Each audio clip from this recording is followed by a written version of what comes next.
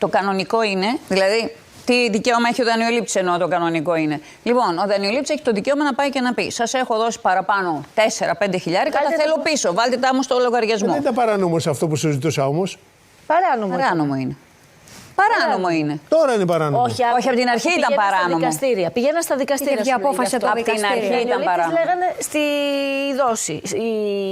Τα φάνες λέγανε στο κεφάλαιο. Λέει ένας ειρηνοδίκης λοιπόν για να μην τσακωνόμαστε και. Σωστά. Θα πάμε στον Άριο Πάγο. Ο Άριος Πάγος λοιπόν λέει ότι έχουν δίκιο οι δανειολήπτες.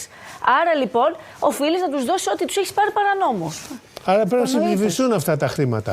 Ή να τα ζητήσει να μπουν στο λογαριασμό ή να συμβληθούν. Αυτό πάλι πώς θα γίνει με δικαστήριο, κυρία Νούκα? Αυτό πάλι με δικαστήριο θα γίνει? Ελπίζω η πολιτεία να παρέμβει και να μην.